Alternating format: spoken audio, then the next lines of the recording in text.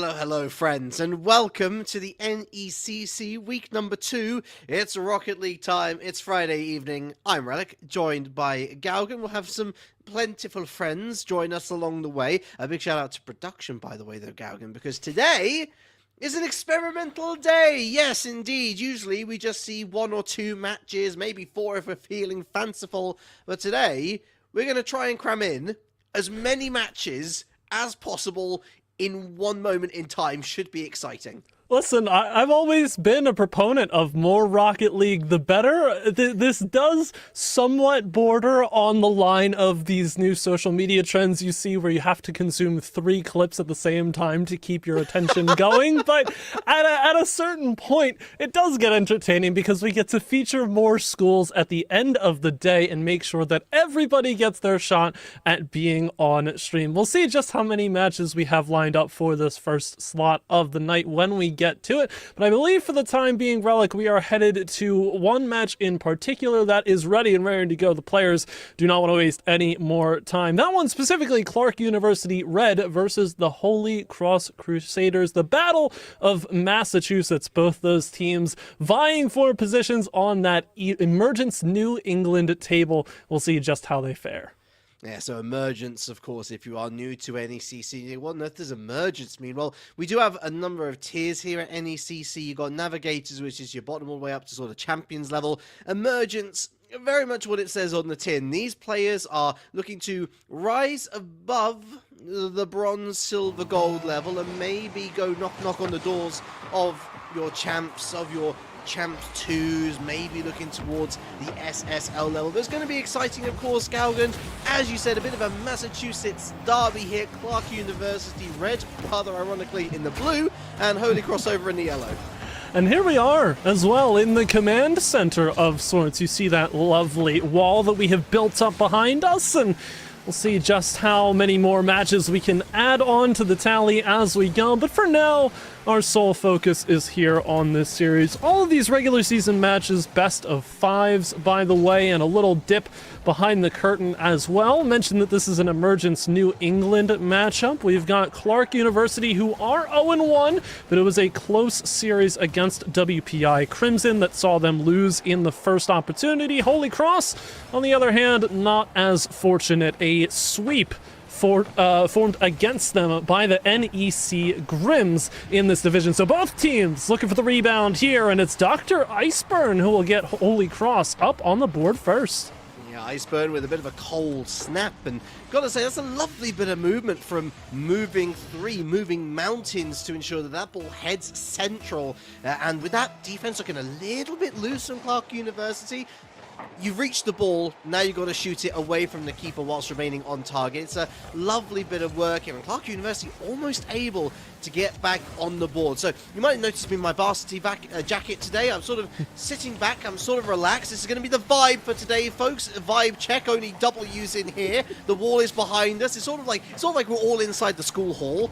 I've got like the projector, like up on the back wall. We're watching a big movie. It's just a bunch of Rocket League matches. Nothing much too different there, but we might have a different scoreline in a little bit. Clark University with so many opportunities, Galgan, but unable to put the ball away. Holy Cross on the defensive, though.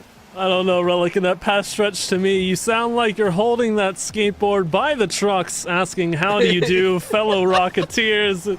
You know, we'll get with the vibe surely as soon as we can, but right, this match specifically, I mean, to think about what will transpire as this goes on, Fake with a nice shot here, you're going to see a couple of moves that are reminiscent of that, you know, high champ to low grand champ area where these players have peak performances and they are able to perform when necessary, but it's all about consistency. They may hit one amazing shot a game, but that will come packaged with 10 misses earlier on. Only wicked cool goals here. By the way, anybody who can get Data Koiserang's official tag and let me know how to say it correctly, thank you. Here he comes again. The turquoise orang. There you go. He scored anyway. It's 2-1. I'd like to picture just a turquoise orange just sitting on a tree. I'm not really sure how we get there. If it's food coloring, if it's some sort of, too much sun, too little sun. I'm no food expert, I guess, as you could put it, but I'm sort of, questioning how that would be naturally occurring. I have to imagine that it's not, but it is a very unique username.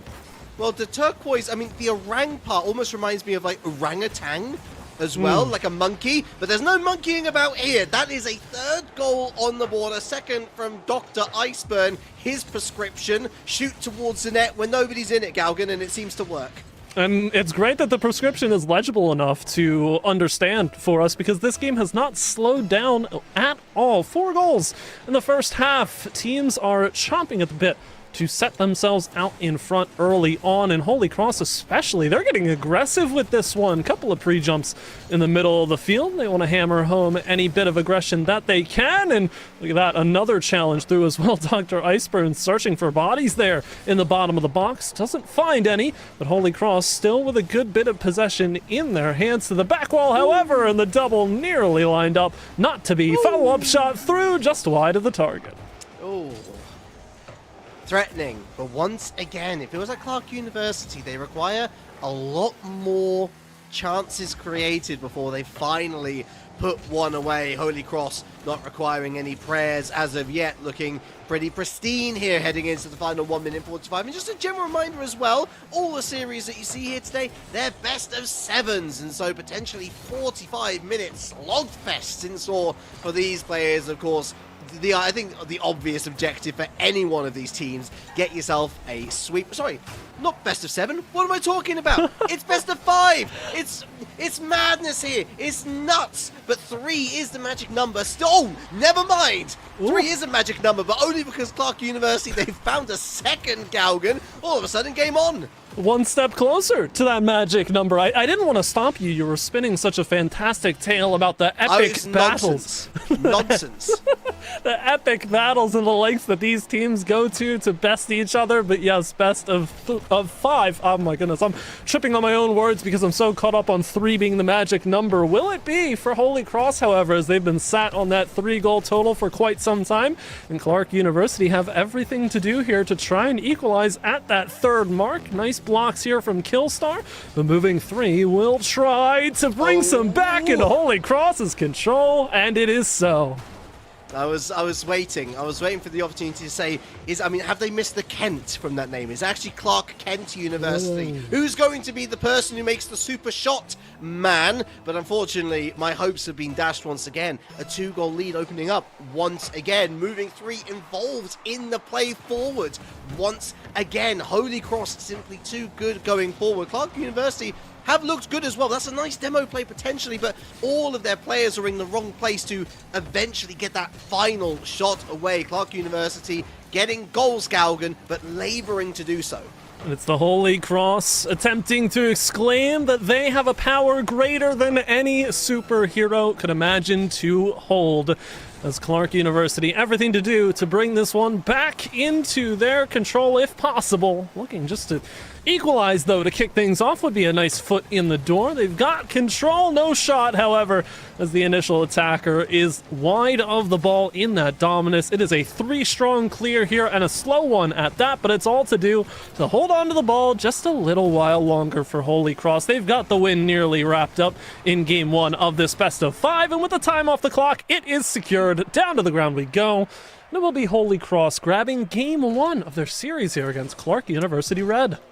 Yeah, the shepherds arriving, delivering their gifts, gold, frankincense, and an early dub, Galgan. That's the most important gift of all. 4-2 was a good game. In all honesty, I thought both sides were super enjoyable to watch, but it kind of rolls back to that final point that I was making before you so wonderfully brought us home. Clark University with a similar shot count, in fact only one less than Holy Cross, but it felt like those shots were so much harder to work for than Holy Cross, and perhaps that does speak of a team that's working or trying a little too hard in the midfield to confuse their opponents, and because they're almost not tripping over themselves, but they're almost overselling themselves in the midfield, Holy Cross finds those shot opportunities a lot easier to come by, and if it's on target, then more likely than not that Clark University rotation a little bit stretched and it should be converted.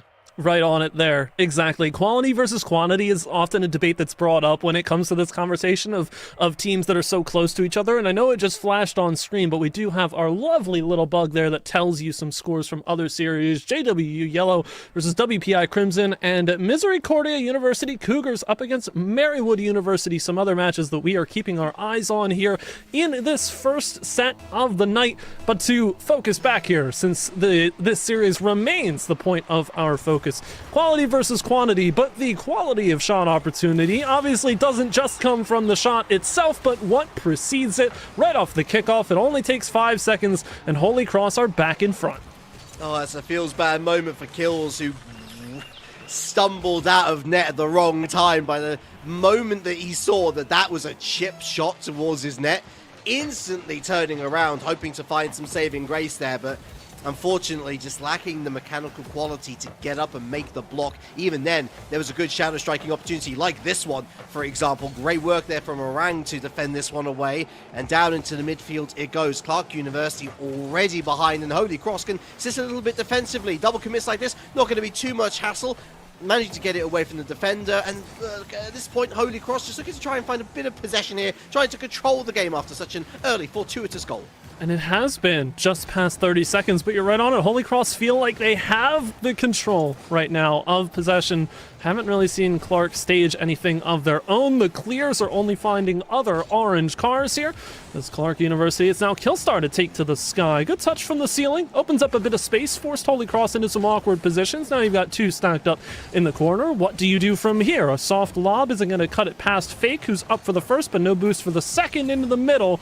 And Dr. Iceburn with the clear aside. Holy Cross doing what they need to get the ball clear. Turquoise Orange does not have the boost necessary. I feel like that's a pretty common thing I'm saying here for Clark University. The resources not quite there, but Killstars throwing them into a frenzy.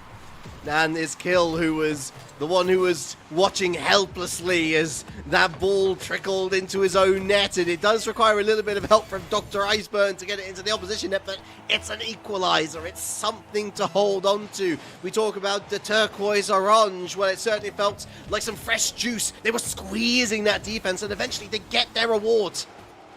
Now trying to gain more benefits from such, but put against the back wall once more. And all too common sight here in the second game is trying to extricate themselves from the middle of the field. Solid play here to get moving three out on the boxed out play as Turquoise Orang again with another opportunity to look at this one through the corner. It will be Dr. Iceburn to clear aside Killstar with the block. Seen that rotation before, doesn't really bring the same level of respect there. Holy Cross able to shut it down rather quickly, and Clark University again being shown that they're going to have to work just a bit harder here. Good double, however, resilient from Sejon, but no goal on the bookend.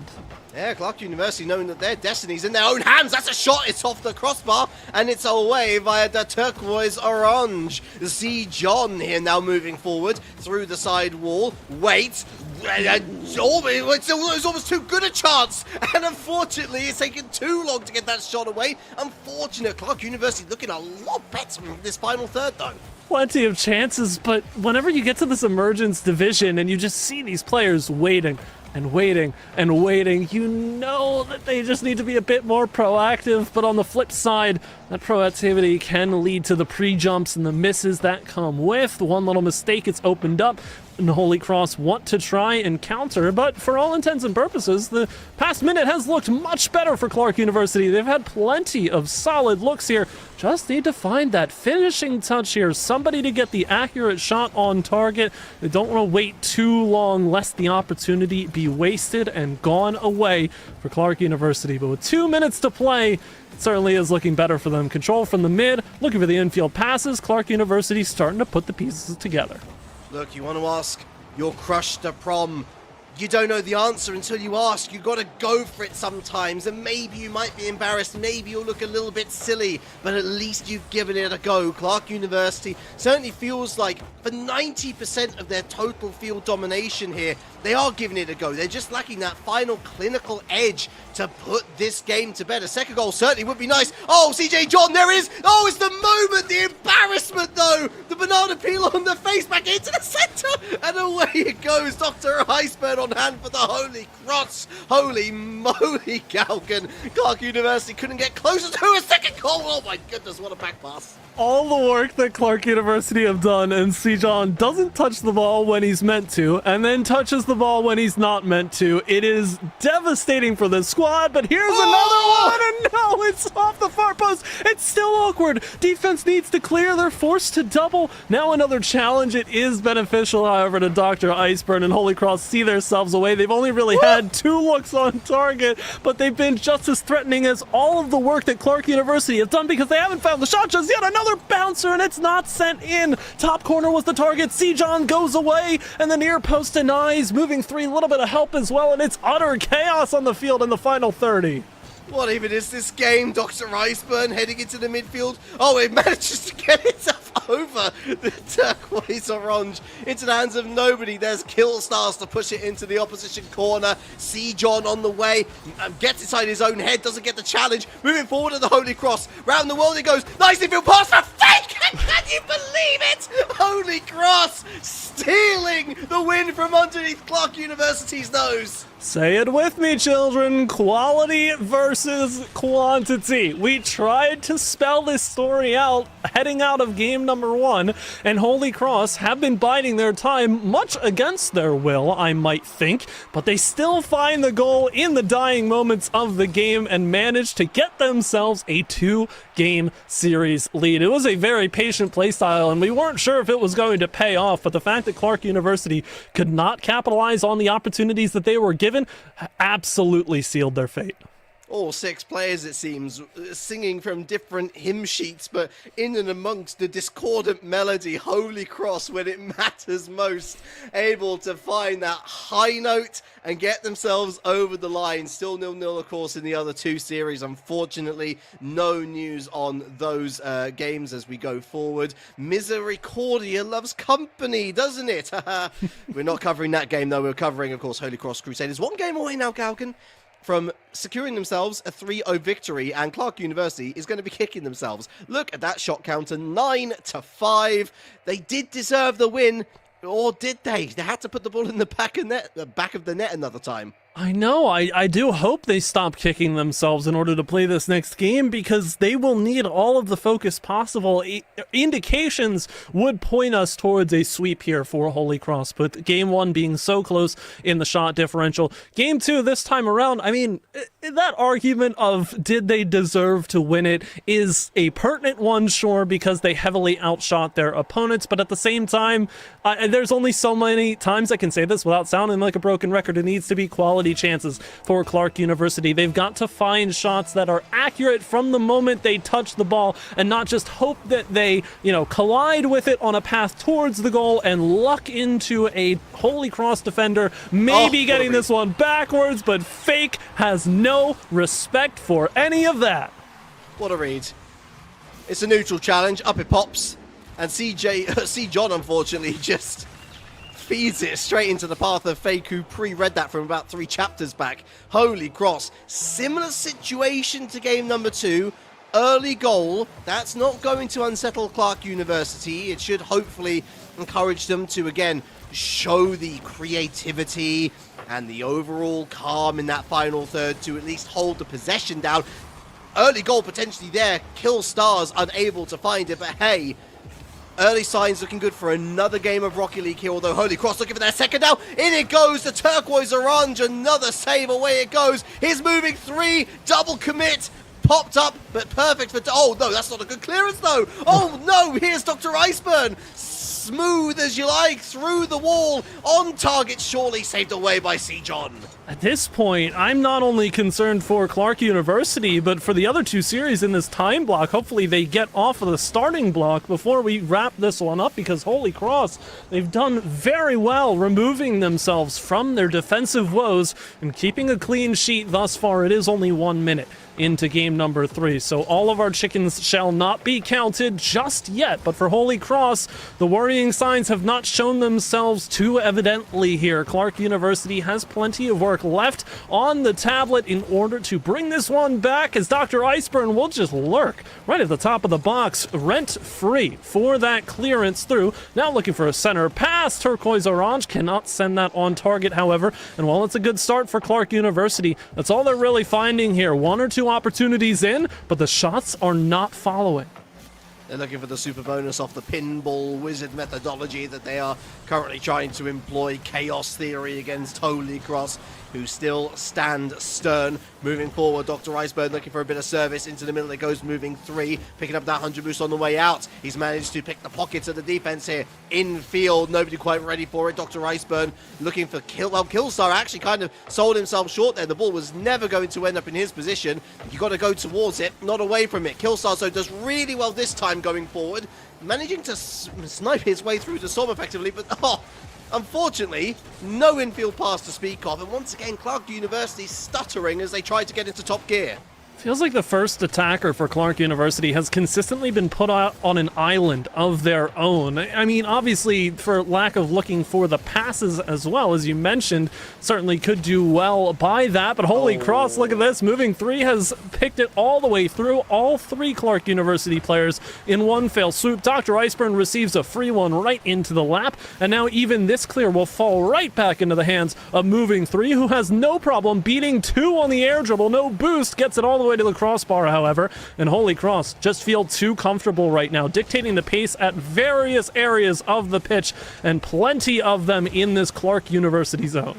I love this micro adjustment from Holy Cross. If you manage to spot it, folks at home, they managed to go a little bit wider, and it's almost like they're casting a net, waiting for Clark University to go for that long clear or that drive forward. Holy Cross are confident enough to deal with it in 1v1 scenarios. They're pretty confident that Clark University are effectively working off lucky chances to move forward themselves, and they're sitting on this 1-0 lead without too much of a sweat. Clark University needs to work a lot harder than this, and with a little bit more synergy at that, to find themselves the equalizer that they so desperately seek. And it's crazy that we sing this somber tone for Clark University. The fact that it's only 1-0, they could equalize with 1 touch, and that's exactly what they're looking for. The 2 players have passed it up off the back wall. There's the follow-up third shot, but Fake has plenty of time to save it away. One last block. Can anybody turn in time? Fake is not able to get the clear. Killstar with an emphatic block. Here goes Sejan looking for a pass. All of a sudden, Clark University looking a bit more dangerous with their passing plays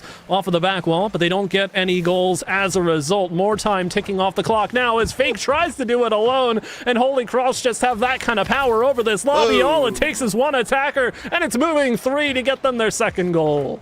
Moving 3 seemingly stolen the goal boost of Dr. Iceburn there, and cool as you like, sneaking your way through the defense. I liked what Clark University were going for there in the last 20 seconds, basically trying to up the tempo, force Holy Cross into a couple more mistakes, but Holy Cross just said, okay, we'll play you at your own game. Throws it right back in their face, and now Clark University having to find 2 rather than 1. They need a quick one, and they need it super fast, but 30 seconds, that's enough time to get 1 Galgan. 2, it's a stretch.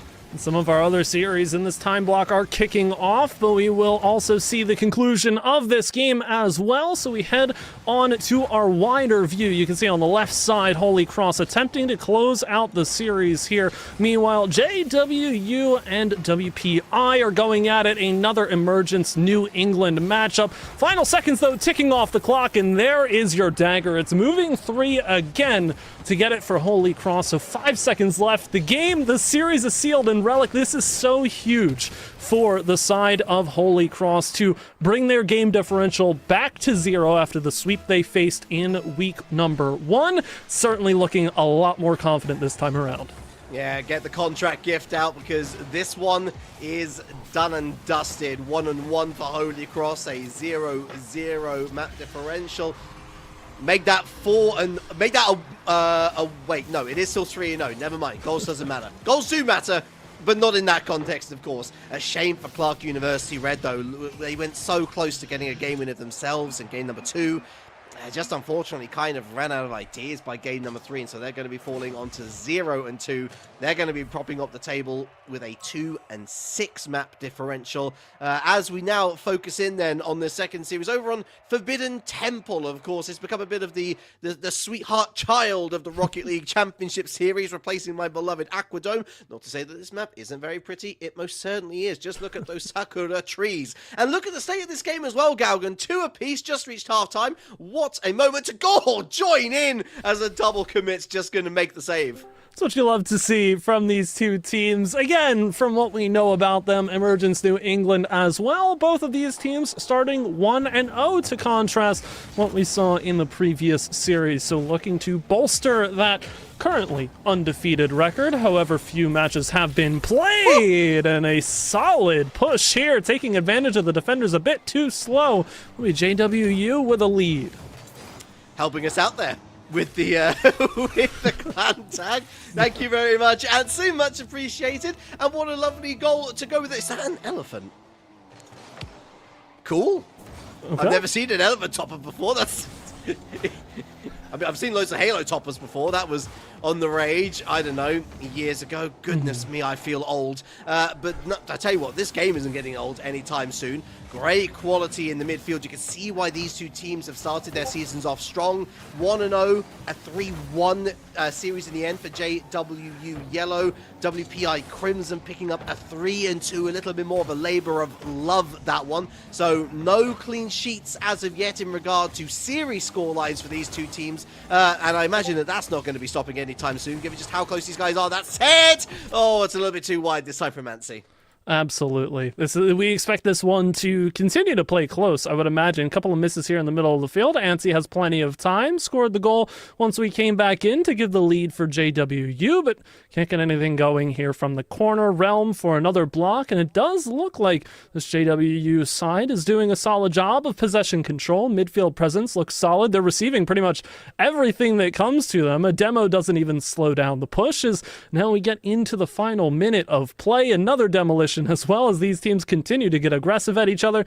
JWU maintains the ball within their grasp. Ansi again to the corner, steals the boost. Look at how much space is being given to this offense right now. Realm is allowed to roam freely here in the zone. Ace is looking around too, eyeing up the shop, seeing what's for sale, sent to the back wall, and finally a clear comes through. But WPI have all the work to be done to get themselves out of this pickle. Yeah, WPI have apparently got out the deck chair. They're just sitting back and watching what's happening in front of their nets. And maybe if someone accidentally turns the channel over, then they're going to get up and get that remote control. Goodness me, I feel old once again. But look, this has been an excellent final 2 minutes. A real great demonstration from JWU Yellow in how to lock down a game. I'm going to eat my words, aren't I? Backboard, wait for it. No, Ansi there gets there just in time, wins the race. It's going to go right down the other end. Boom! 4-2. Great way to get icing on the cake. Beautifully done. It's a unfortunate situation for WPI, but at the end of the day, they lose the game by 2, but they go down in the series only by 1. So you've got to take everything with a grain of salt there. JWU, however, ever since we joined this one, looking pretty confident. I am assured that they know what they're doing offensively. Ace certainly knows, Mr. Matt Games, with those 7 shots on target. And if we want to go back to that, quality versus quantity argument, sometimes it doesn't even matter. If a player is shooting that much, you know that there's a bit of a fundamental issue with how you're shutting down things defensively. So WPI will look to mitigate the damage, per se, despite the fact that maybe not every shot finds its way into the goal. They certainly are threatening enough to make the defense shake. Oh, I don't like to do it, but it's time to bring a student out to the front of class. Yo-Yo with the sub 100 score. And you could definitely see why in those final 2 minutes. Desperation in just trying to hit the ball, perhaps getting a little bit frustrated given how well their opponents were playing. They were camped in their own home in their own half. And when that happens, when you're looking to your teammates to try and relieve the pressure, sometimes that can get to you as a player. I certainly hope that Yo-Yo learns to settle down here in game number 2. There's a long way to go in this series, and it was certainly competitive. They've got some good players here in this WPI Crimson roster, and it's a clean start. It's a clean slate, Galgan, every single time that we head onto the field. It's 5 minutes on the clock, and it's 0-0 on the scoreboard. Everything that you could hope for if you're WPI, but you've got to take advantage of that situation early and as often as you can. Set the pace. As we know, Rocket League, as much as momentum is a scary word to use in terms of these teams keeping consistent practices over the course of a series, it certainly has a beneficial factor here, as Astrobotic is going to get WPI on the board first. It's a scrappy play out of the corner, received well, and a beautifully done challenge, just staying relevant for that second touch. It's good enough for the bottom corner. Sometimes you just need a little bit of luck to go your way as well, and it could not have been more perfectly timed. You will actually notice, here I was saying I hope to see a little bit more calm from Yo-Yo, being substituted out, Galgan. We don't even see them on the field anymore, and perhaps this is the mental reset that they were looking for here. WPI Crimson with another shot on target. Antsy forced away at the near post here. Looking a lot better here from the orange team. It's almost like the vibe is that this is the team that's been practicing for the majority of time. Of course, remember, it's week 2 as opposed to week 1, so many weeks left to go in this NECC spring split. Nice bump attempt on the keeper there as well, as we see JWU attempt to move forward and find that equalizing goal. Will be Antsy looking for something down in the center. Everybody a bit hesitant to reach up to this one, which isn't something we've seen too often, leaving that really to the final moment possible, as Duelix will attempt to get this clear out. But again, the lockdown from JWU, they know how to control the pace from the middle of the field. Giving credit though, however, as this one is slipped through, and that's all it takes, I suppose. One errant touch. Everybody has a bit too much faith in Mr. Matt Games to get something going there. Awkward off the side, and it's all it takes. A save attempt from Antsy, not going to do it. The quality of that shot was outstanding, not even recognizing, first of all, the present threat in front of you. The jump has been committed. You shoot low to make sure that that ball continues on its way. But then that was going in either way. Antsy did well to get a piece of it. That was going in the back of the net. Otherwise, it was going to the far corner.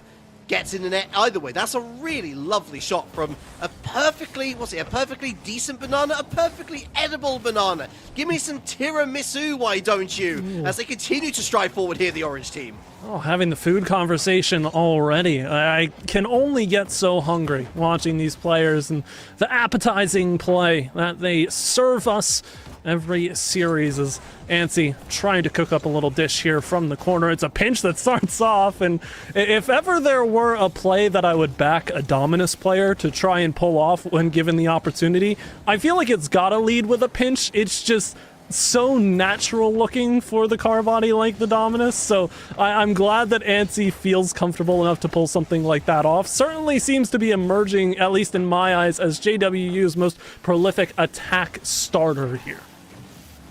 Onto the backboards, finally onto the defense. Go WPI Crimson, and this surely a goal. It absolutely is. Ace. The defense ripped apart. It is absolute robbery there from Antsy. Just takes it. No real contest, however, and Ace, Mr. Matt Games, however you want to refer, is ready and waiting at the top of the box to pick that one clean. JWU find their first, well within the realm of possibility to grab a quick second right here, as they have not let up on the throttle just yet. Antsy's waiting in the corner as well. Second touch, very relevant, gets that to pop. It's a tough one to get to at the top corner, just lingering there, ever so tantalizing, but it is not scored for now. Antsy denied yet again by a perfectly edible banana. Are we witnessing a second half team in effect? Are they really going to do this in Rocket League of all games? You've only got 5 minutes, lads. 2.5 is not much to work with, but they're working with it pretty well. Antsy moving forward. Edible Bernardo with a mistake, and my goodness, that was a pinch away that certainly favors here WPI, as JW once again ramping up the pressure. Demo on the goalie here. Ace goes up high, looking for that second touch. Not going to find the second touch. Good backboard defense. Antsy Now that's a nice defense once again, and Duelix is not going to be able to get away, but there is Edible Banana with a throw downtown.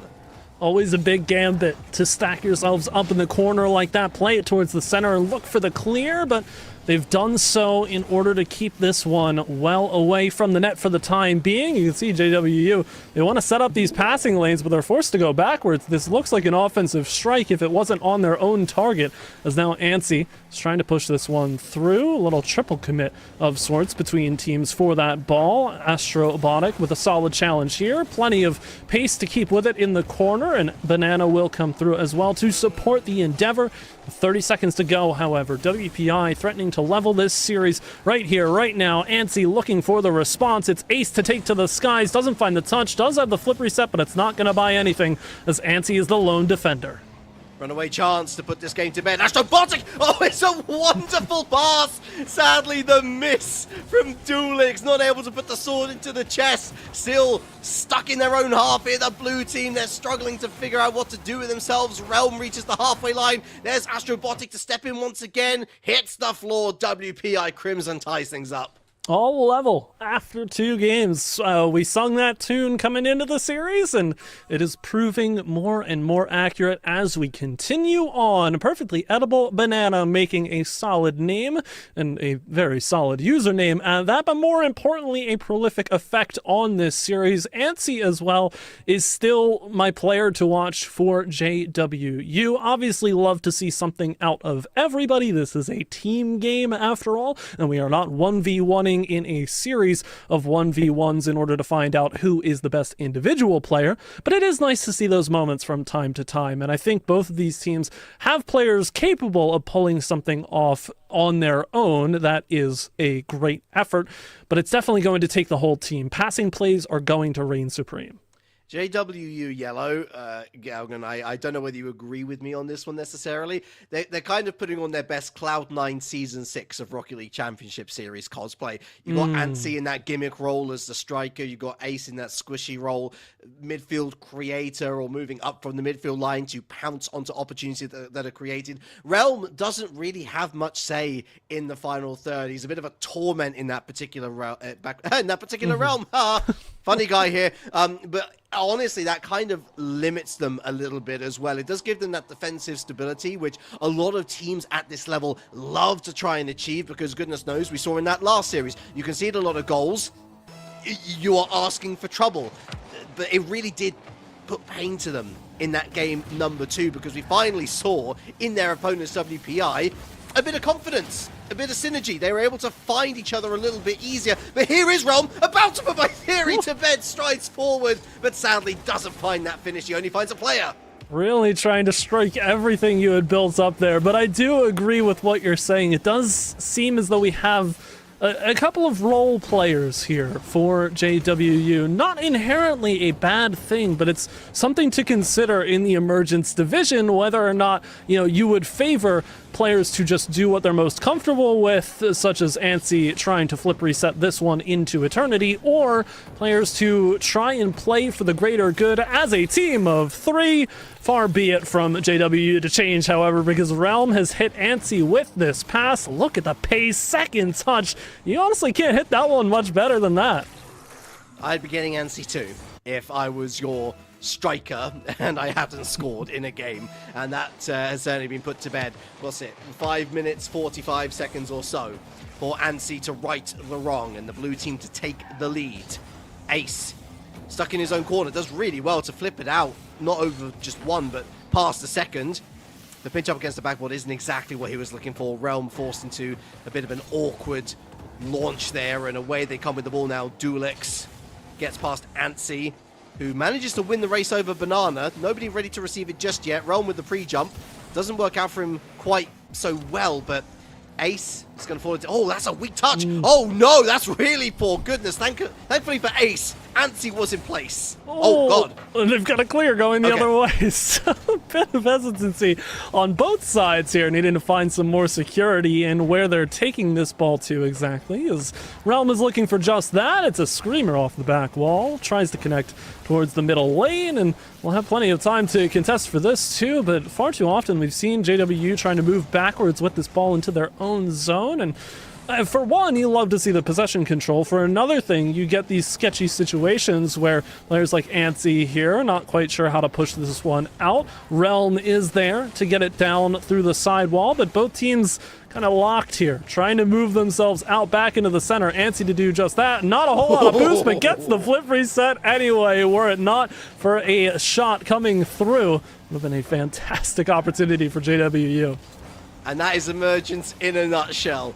Flip reset, couldn't have looked more perfect. Goal, awesome looking goal of that, ready to go in, and then they scuff the flip reset, and it all falls to pieces. Unfortunate, and it does mean that we remain, of course, at 1-0. It does mean that WPI, they're feeling like there's still a chance to get back into this one. Even still, JWU looking a lot better than what we saw in game number 2, or at least the first half of game number 2. Let's put it like that. Nice demo here from Ace. Relieves the pressure on Antsy. Back pass. Hits the backboard again. And finally, some relief of the pressure here. Bernardo goes for the straight shot, and I don't blame him either. I do not as well. It is certainly a situation right now where JWU are a little staggered, and perfectly edible banana. What a touch here to find to the top side. It falls out to the midfield, and again, everybody's pushed up. The demo sort of clouds the vision. The smoke seeing through the defenders can't quite do it. And we're level now just outside of the 2-minute mark. Sorry, is this Football Manager? First shot on target, and they managed to score the goal. Oh, how frustrating. Of course, not that the opposition team would necessarily know that a quick flick of the leaderboard would give that game away, but I don't think I'd be flicking the leaderboard on in such a tight-knit affair. Ace, that's wide. Ace picks it up once again. Got some help here, but it falls kindly for Astrobotic, who goes sideways. Dulix loses out to Antsy. Nice second touch. Oh, that's brilliant work from Antsy, and Realm from his own goal mouth runs up to get this one home. And opportunities like this could be the reason why we may not end up seeing extra time in this series in an affair that seems this close, and it feels like we're destined for at least one OT. A couple of these opportunities have found their way in the later stages of the game that just are a bit of a slip-up. The defense stands strong until the final moment, and everything falls into place for the offense to score, but it's not the most miraculous goal that they could have. It is a great one, to be sure, but for JWU, they are certainly doing their work to step into the spots that WPI are creating in these tiny, tiny little gaps in the defense. Oh, well read by Realm. Oh, their start goal is a massive miss on the backboard from Astrobotic. Blushes saved for the moment. 60 seconds remain, less than. Realm and Banana, that's towards the net, but the blue team... Oh my god. Well, that happened. Yes, at some point, you struggle to come up with the words to explain something like that. And yeah, like, put me in that situation, I'm probably doing the same thing. It's an awkward turn to make, but you've got to do the work before that sequence to make sure you're not in that situation. We are tied, however, which still feels correct given the amount of crazy whiffs we've seen on both defensive sides here. With 30 seconds to play, it's anyone's game. It's the butterfly meme, and the butterfly is Emergence. That's it. That's the tweet. 20 seconds left. 2-2. And as much as that's such a kick in the teeth for JWU, they still look the stronger team. Although that said, surging forward with purpose. Here comes WPI. And it's a gift. It's a gift of a gift. It's a freebie. But that's a miss from Banana. Forward they come. All three blue players in the final third. Antsy off the backboard. It's a little too eager from them, Galgan. Overtime in game number 3.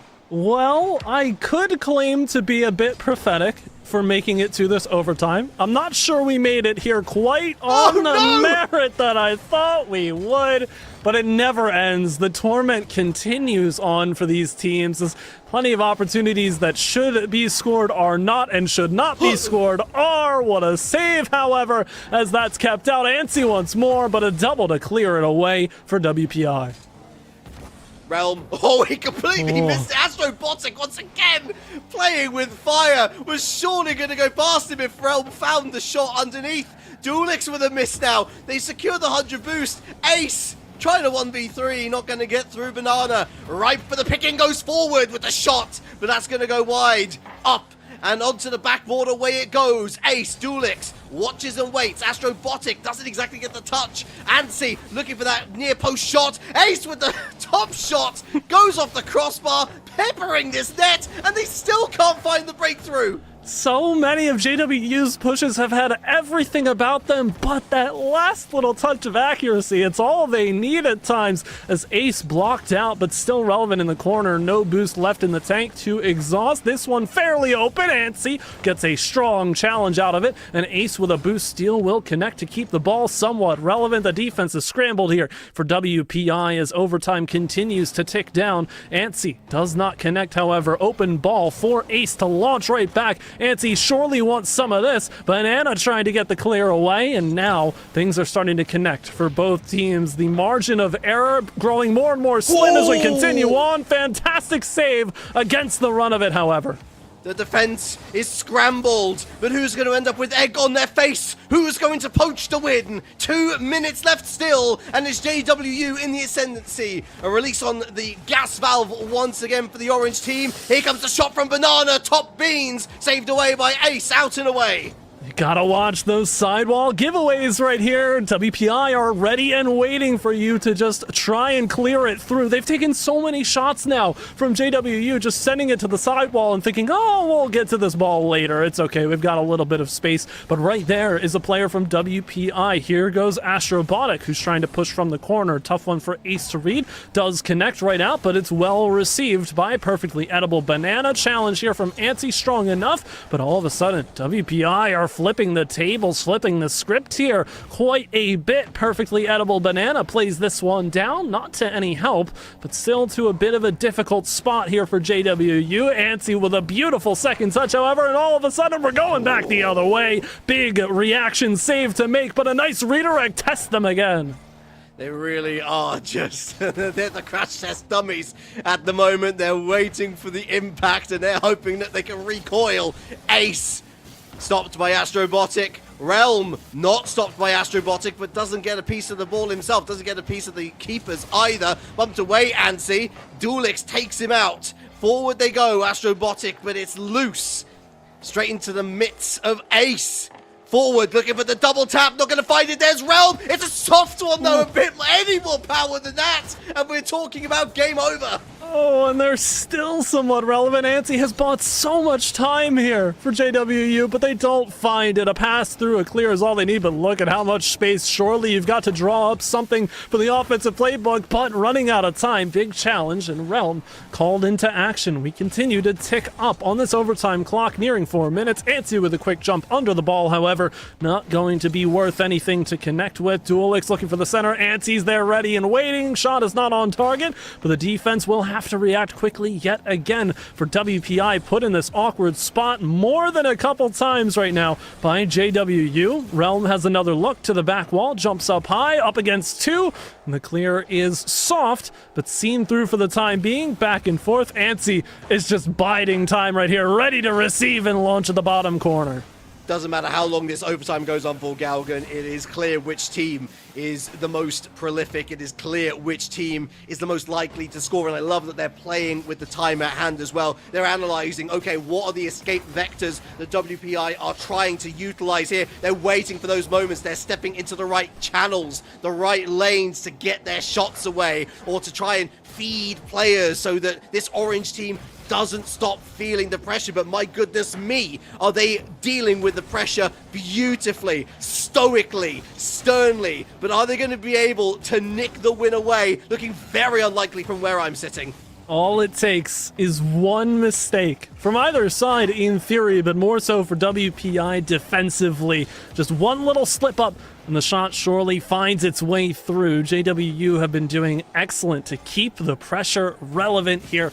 Wait and bide their time for the ball to be received well into their hands, right into their wheels, as Ansi tries to go high, beats one, now has a challenge against Dulix, gets it to center, but Ace committed too early, and the shot doesn't come through. Ansi's got one boost in the tank, so not a very strong center. Realm blocked off. Plenty of people commit, but now it's a one-on-one. Perfectly Edible Banana tries to play it patiently, but grabbing getting enough of a piece of it there was Ace. And the clear sees its way through. WPI haven't had too many looks at the blue target just yet, but you have to wonder whether one will be threatening enough. JW not even playing with a midfield. They're not going to need it. Finally, they get that quality shot away. It's Ace with the win in that non-existent midfield that I was about to talk about. Anti up. Great redirection on the ball, utilizing the mechanics that he's clearly got at his disposal. That's a massive win for JWU. Heartbreaking, of course, for WPI Crimson. But look at that shot counter, Galgan. You can't say it wasn't coming. 21-6.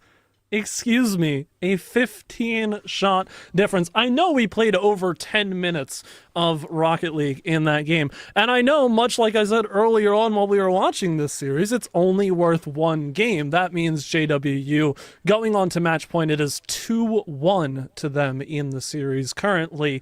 It's only worth one game, but to circle back to that talking point that you and I mentioned so much, that was JWU's game. I mean, there's only so much that you put on them for not ending things earlier. The fact that they maintained so much pressure and WPI Crimson had to fight tooth and nail for every opportunity and could not score when afforded to. I mean, obviously put on a solid show defensively given the onslaught that they were facing, but JWU most certainly deserved to win this game. 21 shots. Let's have a round of applause for WPI's defense, though, coming out with the 16 saves. I mean, that is an extraordinary effort from all three of those players.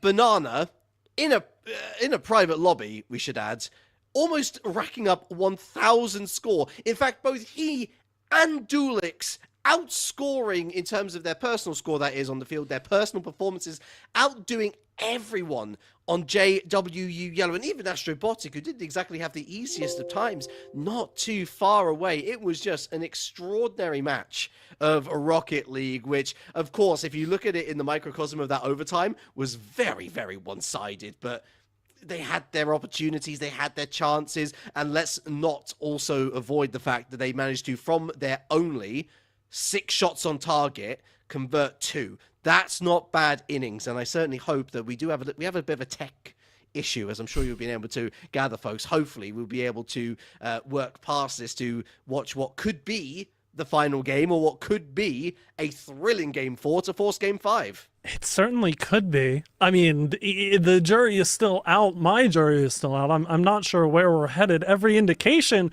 of game number 3 would suggest that it's going to be JWU taking things home right here and now. But you bring up a good point. You know, able to score 2 out of 6 shots. That's not the worst ratio that we've seen from any team. 33% in a threes game, especially in the emergence division. You know, I think it's equally impressive to see the saves come out for the side, and it turns out we are in game right now, working with the scoreboard provided with us. We can only assume that the teams are level at this point in time, with about a minute and a half ticked off the clock. Again, game number 4, JWU currently leading the series and on to the first match point of this particular fixture.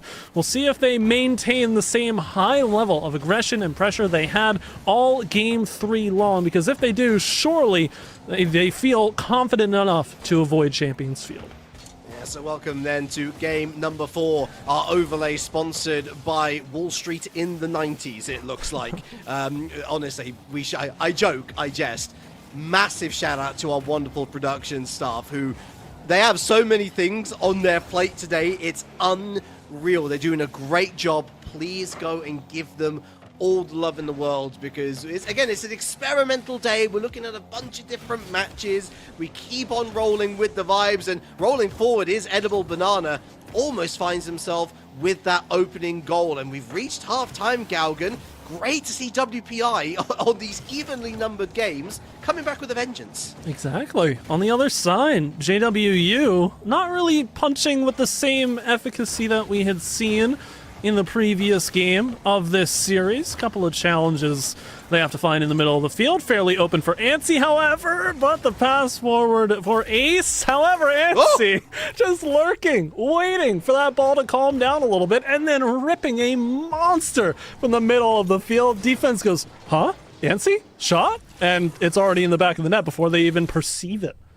It's one of those every cloud has a silver lining sort of affairs where Ace absolutely didn't mean to do that. That was a stumble over the shoelaces pass in the end. But Antsy reacts quickest, and that is exactly what you want from your leading striker. As Yo-Yo, it looks like, I believe, is back in the lobby. An interesting choice.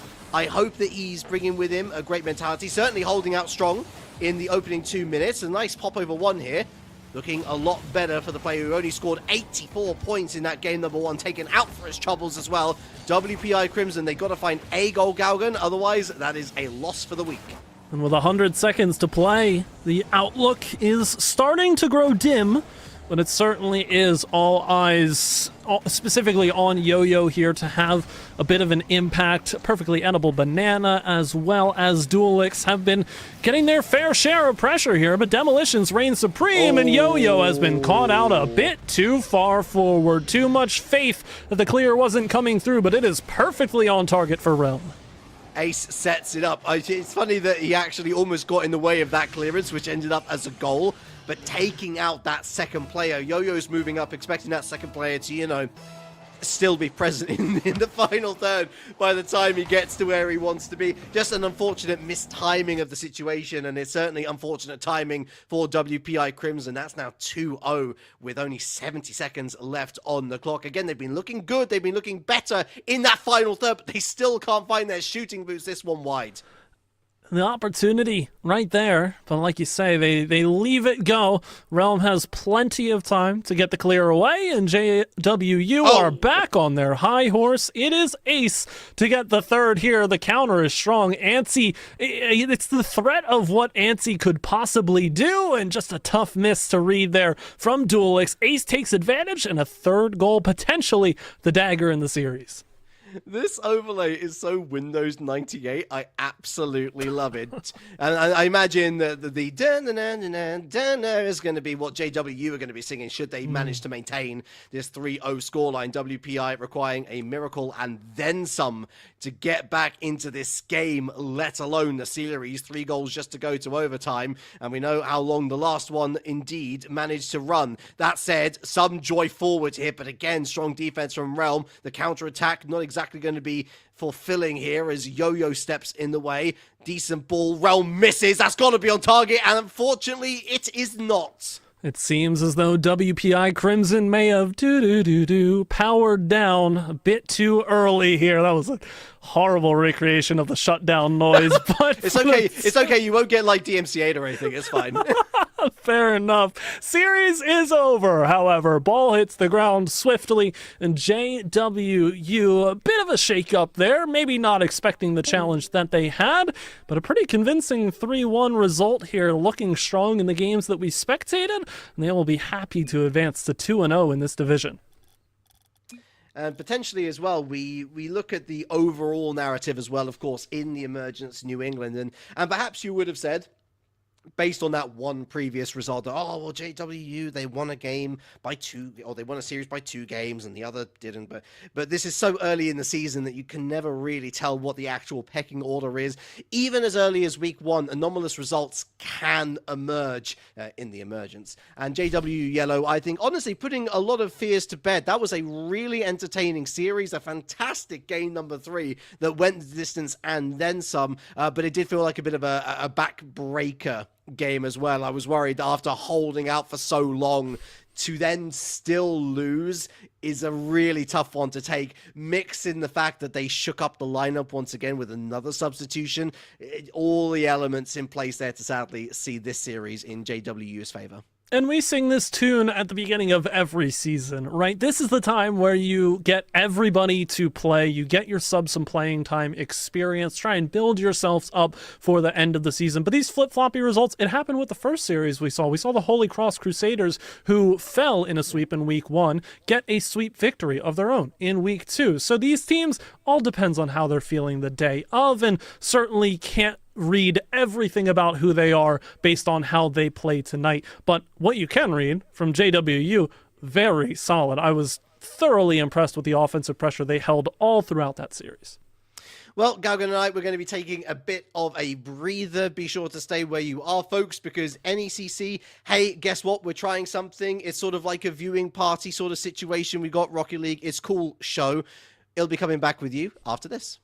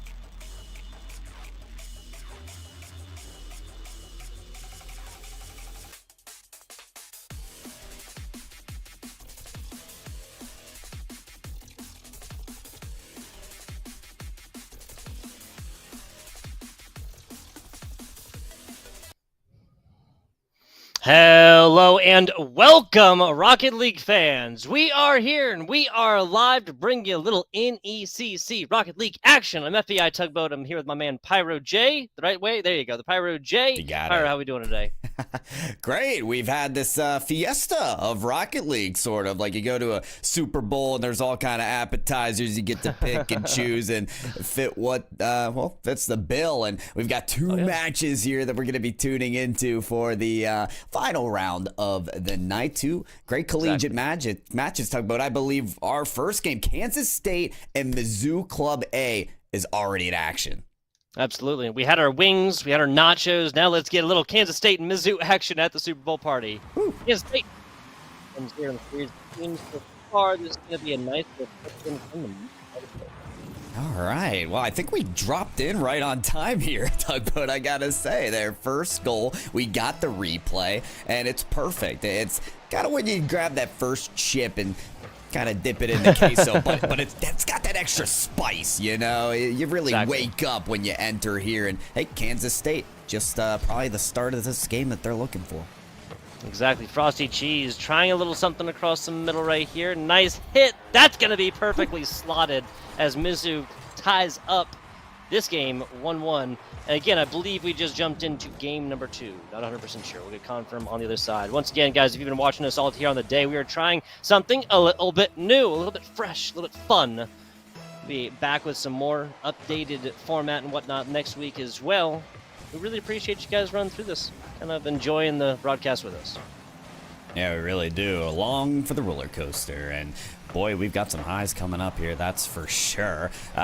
Maybe a little bumps in the road too. A demolition clearing the lane for Mizzou Club, who's trying to fly this down the sideline. It seems as if the scoring line, as soon as it was opened, it allowed for a lot of physicality to prevail. It allowed for a lot of shot lanes to appear, and yeah, everyone's going no holds bar here, which is what you like to see, especially as we're winding down to that final minute here.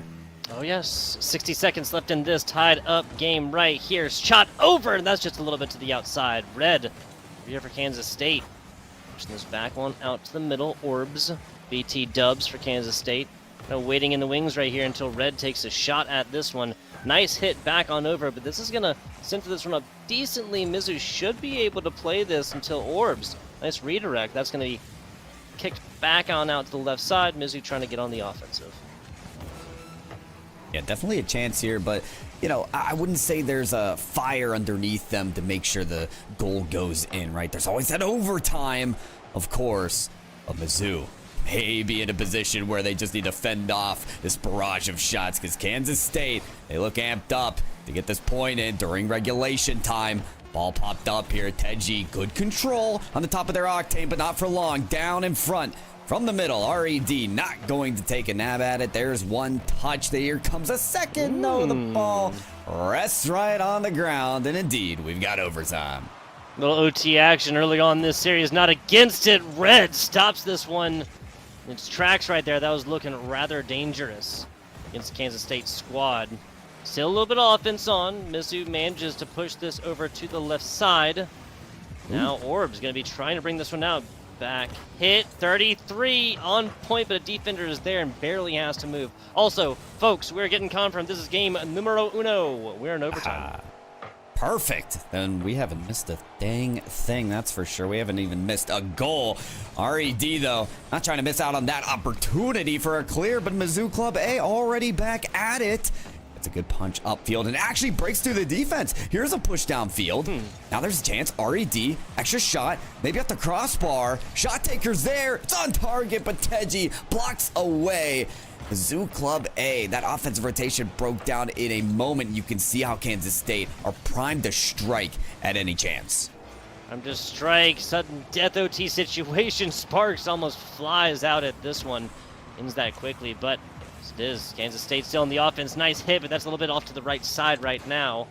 Well, we got a 5.5 minute game of overtime, I believe, earlier on broadcast, and now another one in the beginning of this series. Mizzou Club, I think 33 kind of just like, you know what they say, you wait too long to make a decision makes you. That was a pretty solid offensive opportunity. It was, and you wonder when that team is gonna risk it all, right? Because in overtime, you can keep paving the way for those long OTs, like you said, Tug, or you can pounce on the chance. You can be the first to strike and not wait for the other team to do it. That said, one mistake can present the opportunity, so who can be disciplined enough? I'll make that mistake. Of course, 33, that clear connected with another player from Kansas State. Could have gotten it downfield quickly.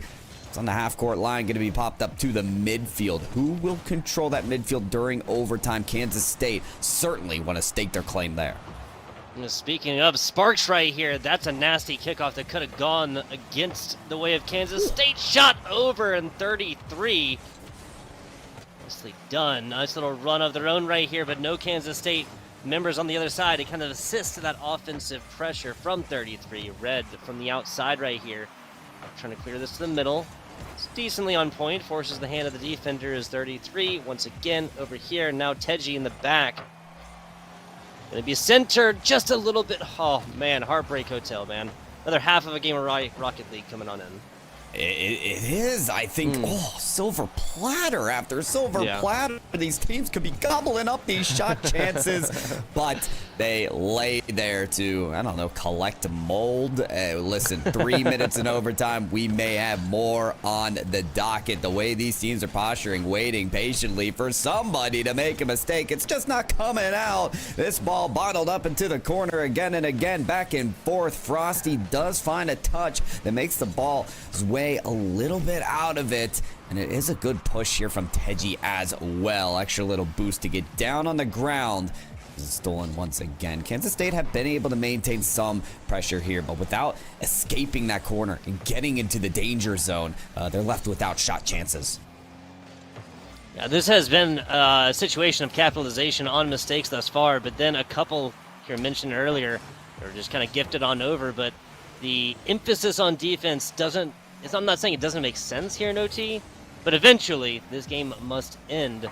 Somebody's got to go forth and really set up the teammates' offensive pressures. Right now, Teji, the real one up right here, back on out to the outside. Sparks over middle. That's going to be Teji waiting in the wings to try and get this one up. Frosty Cheese, the one who put it there. Big boost to be spoken of right now. That's going to be across the middle of the pitch, and nobody really getting aggressive in this as we approach another 5 minutes. You know, I don't think anyone expected Frosty to stick around that ball, but the dodge made it so that Frosty could get the extra touch, and sometimes it's just that second touch is what's enough to catalyze an offensive opportunity. So keep an eye out for those creative plays. This pass off the backboard actually forcing 2 defenders. Could be an opening now for Mizzou Club A. Frosty wants to pounce. There's another shot taker, but it goes across to the side. Frosty cutting rotation again and again. I think we found our player that is done with the passive playing, that does not want to wait and have the patience. Frosty is attacking at every bite they can get. You know, Red almost got a perfect pass to them, kind of interrupted right there, shot down, but didn't actually kind of make complete connection. Frosty Cheese. We'll come back to the rest of the squad right here. Sparks bringing it off the side until 33. Takes this one off right here. There's a shot bouncing up and over. Kansas State takes game 1. Well, there you go. The backboard presents great real estate, and 33 wanted it all for the blue team. Knocks it down there as Orbs by the way. And well, we've got our first win in this best of 5. Kansas State come away with it in a long, drawn-out OT. Tug, unfortunately, we didn't beat the other broadcast. They got 5 minutes and 50 seconds. We were so close. We were just so close.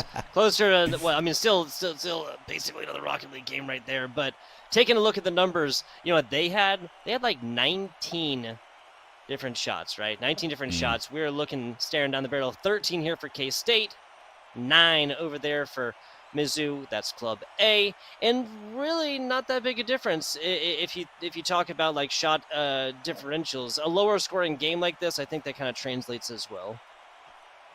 Yeah, surely it does. I mean, listen, you can rack up as many shots as you want. If you only have 2 goals in the span of 10 minutes of game time, that speaks to the defense more so for me. Like, look at the save counts, double digits, 10 on the side of Mizzou Club A. It's them simply exhibiting their perseverance against Kansas State, against sharpshooters, maybe like 33 and RED, but listen, it was orbs to get that read off the backboard. For Mizzou Club A, there's not really a star player to contain. It is everybody with that shot chance, and they've got to keep that in mind when the offense is really working out for Kansas State. So Mizzou Club A, they hold on long in game number 1, but can they hang on to the reins here in game number 2 between Kansas State and Mizzou Club A? That was Frosty Cheese looking to start this one off in fine form. 5 minutes plus since Mizzou Team A did score a goal. Back on over to the middle. That's a solid hit, but stopped just in its tracks right there. Teji going to keep up this offensive here for Mizzou. Bounce play out. That's just an easy hit from 33. Back down into the bottom right, and 33 realizes the value of just sticking where you're at. You know what? And that's great from 33 to stand their ground, but Mizzou Club A forcing everybody on that offensive try. I think they talked between this game 1 and game 2 and said, okay, we're not waiting around anymore. We're done. Let's play confidently. Let's show Kansas State what we're truly made of. I don't want to see anybody on that defensive half when we're attacking the backboard. So I like the press up early on. It forces Kansas State to sweat a little bit, but they are feeling it now. Shot off the crossbar. That woodwork gonna save Mizzou Club A for a second time. Kansas State can't get it under the crossbar. That third shot will be batted away. Ow. Yeah, so back and forth we go. Only 3 total shots across like 11 minutes of gameplay right there. So this is still anybody's series, 100% in this best of 5. Club A, nice center. Nope, or just the more easier pass across the middle. All right, well, as we continue with this first game, folks, as we mentioned earlier, we've got 2 games on the docket here as game 2 continues for Kansas State and Mizzou Club A. On the right side, you'll see we've got UBC White versus GFU Varsity. This game just beginning now. How are you liking this doubleheader view here, Tug? No, I'm 100% about it. I'm 100% about it. If I said every touchdown, every game, would you get what I'm talking about here, Pyro? Best for sports entertainment out there. 100% about it. And we're not going to miss anything for you guys. Plenty of collegiate teams involved within the NECC. Why would we keep it just to 1? Or at least for us trying the new thing, right? I don't believe the NECC is going to go to exclusively this kind of look, guys. So fret not. Nicely done. That's going to be UBC White scoring first. Edge just barely gets this one in. And this is why you don't want to miss a moment. You don't want to miss Edge skying up here and beating the defender to the ball. In fact, I think that was a mistake from the defense. Couldn't get the touch that they were looking for. Keep an eye out for UBC White. Maybe to be hot and ready in this match as opposed to GFU Varsity not getting the touches on defense that they were really looking for. Even on the left side, Kansas State getting some tries as well. I will say, Tug, today during RLCS, the NA Winter Cup, they had 8 games going on at once because of the group stages. I had a similar look, just like this, on my own stream, just to show off 2 games at once. So I already covered action just like this. You can see the left panel there showing off a little bit of those games. But yeah, the madness continues. And look at the left side here, Tug. Still no scoring between Kansas State and Mizzou Club A. Oh, I think they heard you over there. Thank George Fox University. That varsity squad heard you right there. And just to draw our attention to the right side so Teji can get something going. And what has been, to be fair, at least a longer example of a back-and-forth game. That's Kansas State and Mizzou. Kansas State now striking first here in their game 2. Just as confirmation, guys, in case you're just joining us, in case you're wondering what the heck is going on, what is on my screen? I am lost, I'm confused, and I'm angry because of it. UBC White and GFU Varsity are in Game 1 of the Best of 5 series. Kansas State and Mizzou are in Game 2 of the Best of 5 series. Missouri State took Game 1 at a 2-1 scoreline. That was an OT as well. Long OT as well. Long OT, over 5 minutes long. And you know what? That was a 2-1 scoreline. Kansas State, Mizzou Club A, those 2 teams on the left-hand side, they hadn't scored until about 1 minute and 30, minute and 40 in game number 1. The same thing happened here in game number 2. They like this long, drawn-out playstyle, wait out the mistake, but Mizzou Club, hey, there's no waiting it out anymore. You got to push up, you got to press up. The final minute remaining for them to get something going. That's a big boomer towards nicely the net. done. Well, Sparks is going to make it happen. There you go. Sparks just exploding inside of this one. That's 33 trying to pass it down to Teji, I believe, on their squad over there. Not going to happen. A takeaway across the mid-pitch yields a tie ball game here in game number 2 in Kansas State, Mizzou 18. I don't know about you, but I would not want to miss either of these two games. Yeah, that's what I'm saying. Hold on the right side of the screen. There it is. UBC White striking. They were at a bit of a stalemate here, but once that midfield play opens up, you can see how prime it is. A banger off the front of the Dominus. Oh, how much power it can provide. Massive there for UBC White. They take a lead, but more pressing really is this 30-second timer. I mean, listen, Doug, on the left side, they could go to another 5-minute overtime. That is true. But also, one goal could seal the deal. I'm going to take a wild guess and say that one way or another, one goal going to seal the deal for Kansas State and Missouri. This is either going to happen in the next 5 seconds or definitely not seeing anything else, or it'll definitely happen OT. No ties in the great game of Rocket League. UBC White still playing their advantage as we hit the volleyball situation. Kansas State, OT we go in game number 2. GFU varsity, that's George Fox University. The varsity squad has 100 seconds to tie this one back up. Sudden death left side, though. Yeah, they're giving it their best go there for GFU varsity on the right side. I mean, even Jesse has a great chance here off the wall. Almost got the read on the defender as well. Seems like UBC White really trying to crowd all the defenders around the goal line and kind of guard the castle, if you will. Not allow anyone to get through. And listen, that strategy can absolutely work. And it's similar to what we've seen on the left side of your screen. Kansas State and Mizzou Club, they're happy to wait out mistakes. Oh, and there it is. Frosty is going to be credited with the goal here in overtime. It is not enough. Wow. Overtime goal, massive for Mizzou.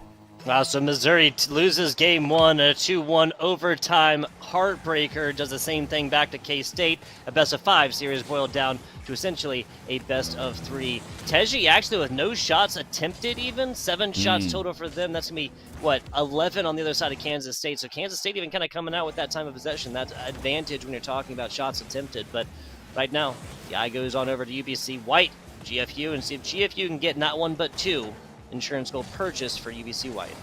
And you know what? I've been looking at GFU varsity. They are really pressing up the forces on the offensive end here. They are giving it every go they have because they know how much time is remaining here. They know that they can't even afford any time on the goal line. It's like when hockey, you pull the goalie, you got to move forward. But UBC White so resilient to the effort. Edge had no boost there. The ball's off the backboard. Could be a shot here. Still deflected. Unbelievable. UBC White, they're going to take that strong defensive stance and turn it into a game-securing goal. Yeah, 100%.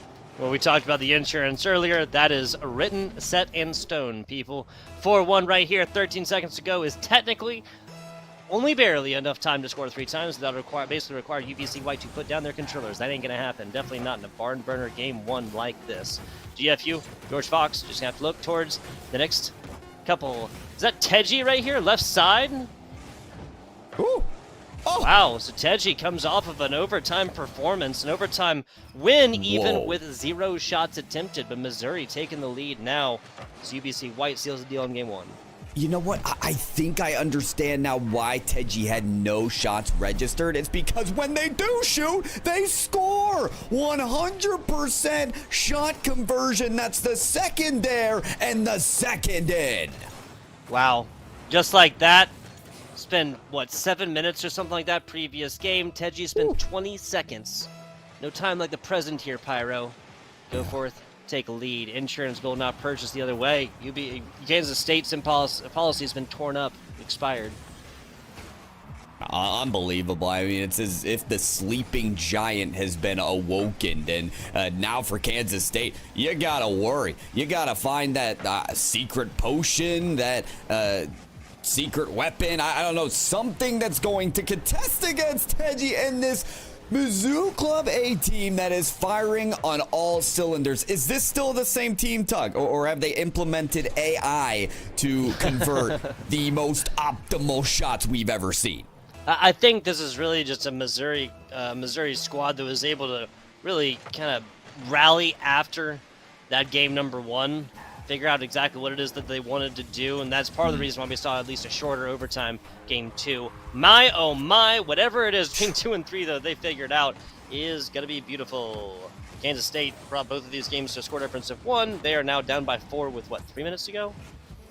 Yeah, even more than 3 minutes to go at this point. Whoa. Wow. 4 minutes. Yeah. Well, time could be on the side of Kansas State if you do want to make this comeback. That's just a goal per minute, certainly possible in the game of Rocket League, but when everything is weighing against you here, and maybe a 5th goal is right on the docket, Doomsy dish from Frosty, nice work, and I have to credit Frosty on the goal previous as well. It was a dip to the right side past the first defender, it was a flick past the second, and then off the pass, tried to get a bump on the third defender. Frosty is making nonsense of the defense right now from Kansas State, and it's putting Kansas State in an abysmal situation. Yeah, it really is. Really is. We've seen 6 total goals the first 2 games, and of course, when I'm talking about first 2 games, I'm talking about 11 minutes of gameplay in the first one, and about 7 minutes of gameplay in the second one, and we're already at 5, barely, not even 90 seconds into this game. UBC White, GFU still fighting this one to the brink, though. Nice shot! Oh, barely blocked. It's eclipsed! And Aries! Gonna get some favor from the gods on this one. Well, for GFU varsity having conceded quite a few goals there, 4 in total in game number 1, it is important to come out hot in game number 2. GFU varsity, they do manage that, and now they have a lead working into this game. Maybe it's a 2-goal lead here. Quick save from UBC White. I've got to admit, Tug, my eyes just gravitate towards the right-hand side of the screen because I don't know if there's any hope of Kansas State coming back in that game 3. Yeah, I'm not sure about that one. The good news is we are just about halftime, and Kansas State still has the same amount of time Missouri did to have 5 goals put up. It's just going to be incredibly hard given that Kansas State's put across 3.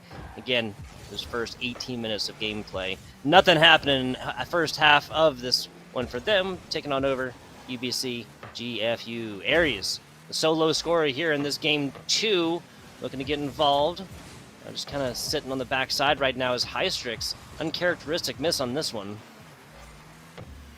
Yeah, that one a little bit tough there, but there's always reinforcements. Maybe not. There's a demolition on the field, actually. And GFU varsity on the right-hand side of your screen, folks, definitely needs to make sure they have the resources.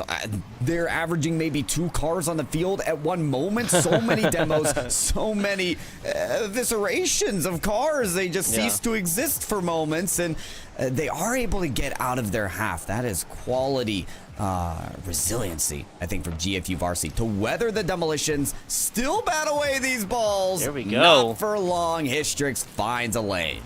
Hystrix right here, just past halftime. I gotta say it. We are in the witching hour, where losses become wins and wins become losses. I'm sorry, Scott.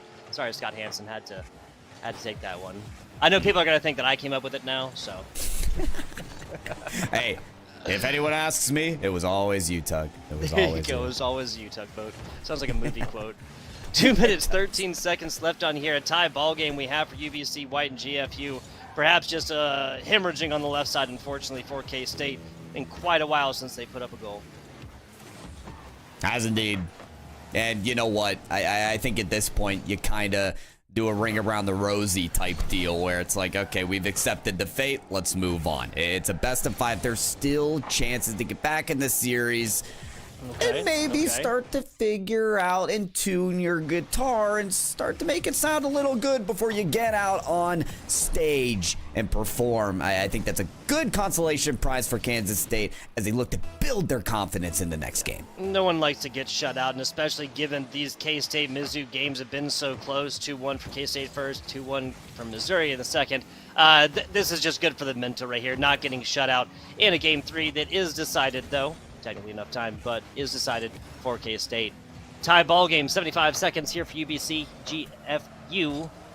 So that's going to be a nice hit up right there. Not even better defense, though.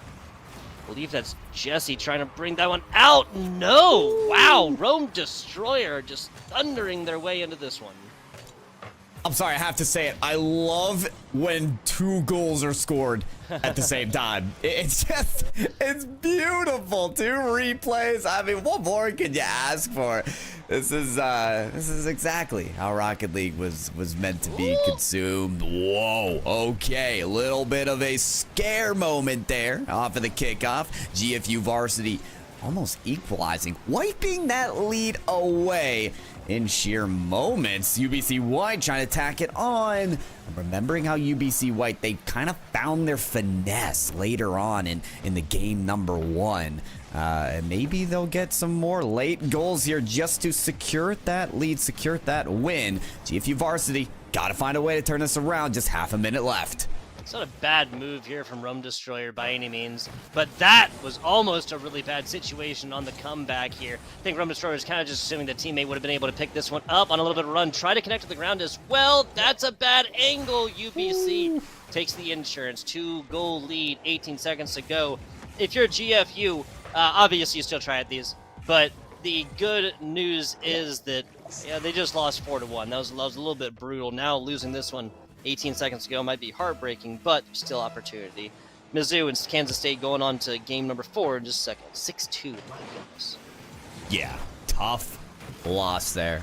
Absolutely. We got to find out the final score here. Yep, you know what? With this ball on GFU's side, it's over.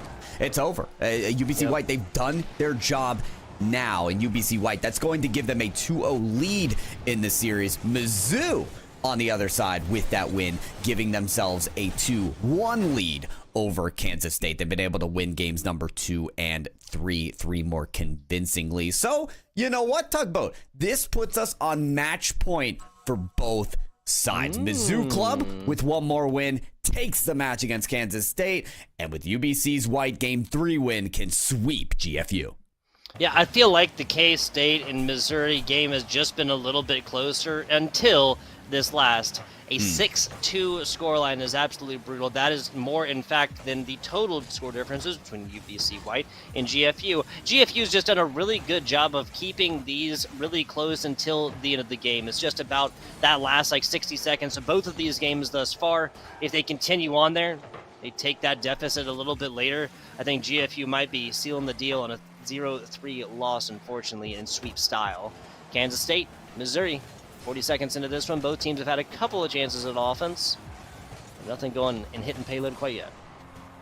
Something tells me Kansas State is already patting themselves off the bat on the back here. We are a minute into this game, and during game 3, they were down 0-3, 0-4 almost at this point in time. It's 0-0. It's still the clean slate. They've almost done their job to build their confidence back and say, okay, we found an equal footing in this series. I can't tell you how many Rocket League matches I've watched where just one of the games is an outpouring of goals for one team, and then they go back to status quo. Are you kidding me? 33, great shot, and reads the save.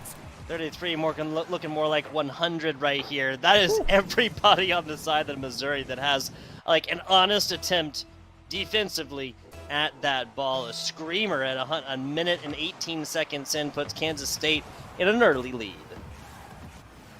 Does indeed. Mizzou Club A. What kind of response is there after scoring so much during the last game? It's funny, when they were up 5-0, sort of stalemate, and then Kansas State started working their way back. Speaking of working their way back, though, game 3 has begun on the other side, and well, UBC White, they're well on their way to closing this out in 3. Yeah, so UBC White, Kansas State, both blue left side teams have taken early lead right here, much earlier for UBC White, though, so that's kind of good news here for GFU. As I say that, Frosty Cheese looking rather tasty here with a tied-up shot yet again.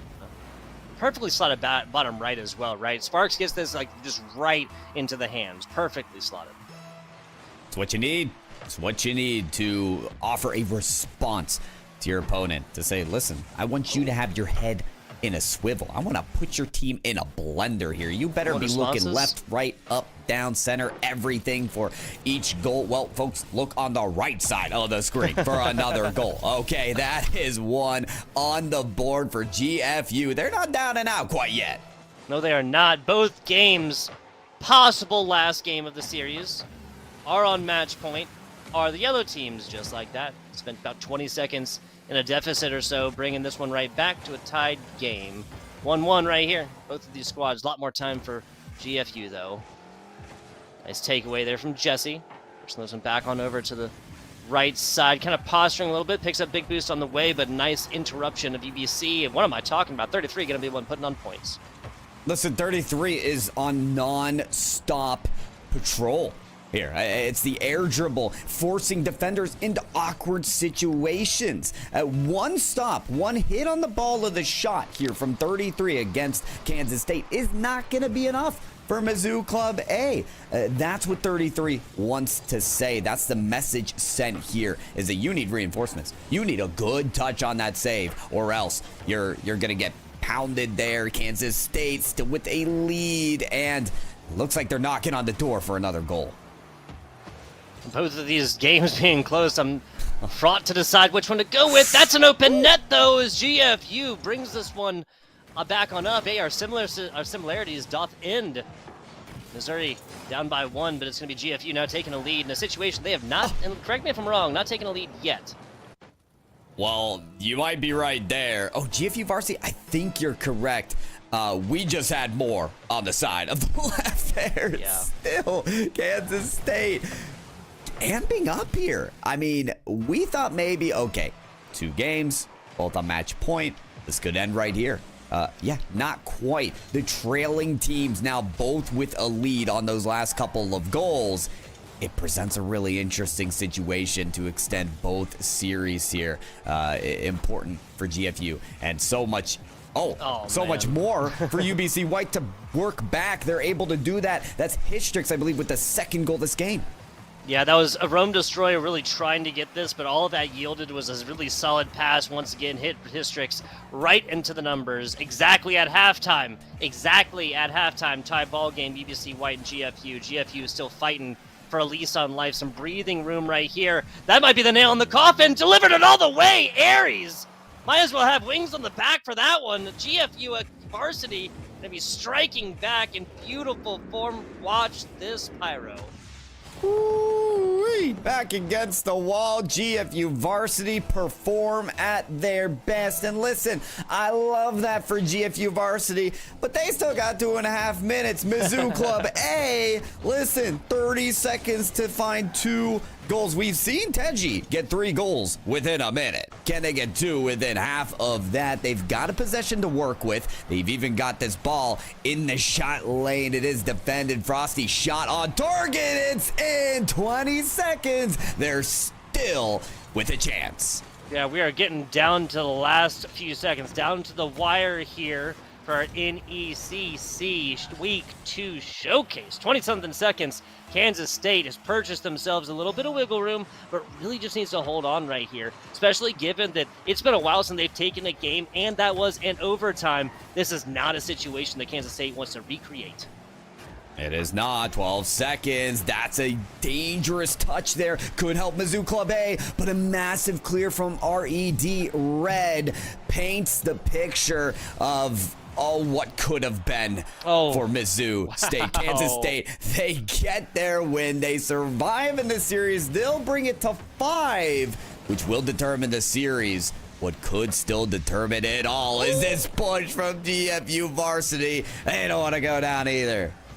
Kansas State is red. Well, Red Rover, let's go on over to GFU varsity and UBC White. That is, again, the insurance purchased here and just in the nick of time. 11th hour situation for GFU. They're down 2-0 in the series, but up by 2, in this game number 3, a time when they just needed it. Honestly, if I'm Jesse, Aries, and teammate Love My Pancakes, I'm just wasting time at this point. This is such a dangerous situation. UBC White has proven that they're able to take these leads back, especially when it's in the last 60 seconds. Couldn't agree more. And what makes it even more dangerous is the fact that UBC White, they've had that late game fever all series long. So GFU Varsity, I mean, they're working at maybe UBC White performing at their best right now, especially when they know they need to score. They've even got possession here as well. Careening down the sideline. They do find one touch in there for a shot taker. Jesse, grinding right around that. GFU Varsity, that's a massive clear for them. Takes all kinds of time off the clock. Yeah, and again, name of the game. Every time this ball gets foisted way up like that, hits this top part of the ceiling, basically, you're talking about 5 seconds off right there. UBC White, they basically have to pinch this in right here and right now and then go to a kickoff with 2 seconds to go or so. That ain't gonna happen. GFU Varsity will not go so quietly into that good night. No, they will not. That late game fever from UBC White just never came in for game number 3. GFU Varsity earned that insurance goal, and well, hey, maybe they didn't need to pay for insurance after all, but they'll get the win. They'll take it. And listen, you're not going to see another game on this Kansas State Mizzou Club A, folks. This is game number 5. This is for all the marbles, and we get to see between Kansas State and Mizzou Club A who deserves to be on top. Who deserves it? It'll be determined right now. And taken Teji yet again. Didn't see him so much in the earlier games. Missouri, the absolute shot taker right now is Teji. Red gets nothing more than a front row seat to that one. Be crying tears here soon. Might be, but time to wipe them off and get right back on the field, Buster, because there's more game time to Yes, go. RED already on the ball as well. You know what? Teji opening up the scoreline. Very dangerous for Kansas State. That was the player to score the first 3 for Mizzou Club A. When that player starts to get on fire, they are unstoppable. They really are, really are. Pie time now, 3-1-4 for Kansas State, Missouri. They're up 1-0 as we go to, again, another match point game between GFU Varsity and UBC White. Excuse me, what am I talking about? Frosty Cheese, proving that they should be the one talked about. Oh my goodness. And you know what? It wasn't Teji that scored, but it was Teji that forced the defenders to get out of the way for the incoming shot of Frosty. Great pressure there for Mizzou Club A. I mean, you know, we talked so much about those teams on the left-hand side, Tugboat, about how, you know, they played so patiently and, we had that 5-minute overtime that just took forever. No one would score. We are so far gone from that. That isn't even in the same universe as shots are being fired away. That one right up the crossbar. So close for Kansas State. Really is. Really is. Bad news is that Kansas State is like staring, about 10 seconds away from halftime. Perfect pass, a slow roller. There you go. That's bringing it back to 1 right there. Now you want to talk about teams kind of acted a little bit pensively here. UBC White and GFU Varsity. I think UBC White just got a point proven to them from George Fox University, and that, once again, is not only we can take games by more than 1. Oh, yeah, that's a fact. Listen, the scoring is hitting some pretty high potentials right now. Kansas State wants to tack on that score line, as they will. Ball comes up real high there. And it will be slotted back to the midfield. That demolition could open something up for Kansas State. Pass down to the infield. Shot from RED. Going to be taken wide. They've seemed to hit a bit of a stalemate here, at least for the moment, as the same thing going on with UBC White and GFU. Standard stuff. NECC Week 2 Showcase continues to give you guys absolute paramount excitement. UBC White, though, making a little bit of a statement right here. It's been Edge. Now, Rome Destroyer did put this one up, of course, but a little bit of fakey action right there. Puts this one down, and Defender can't even pre-jump at it.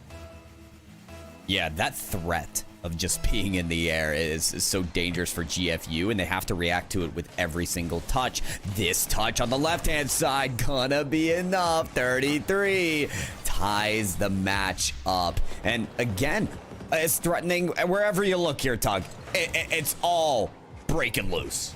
That it is. Shots on shots on shots. 100 seconds here for Kansas State and Missouri. The classic 100-second drill. I don't know, but tied game, tied series. There will be a winner. There will be a loser. Teji, though! Oh, my goodness. That was all the way down. Is that on point? That's a good angle. How does Orbs even do this? Give me an replay, answer! please. I'm just kidding. I think he came from inside the goal and decided to bang it through. That's what Orbs did, but what did GFU do to take the lead?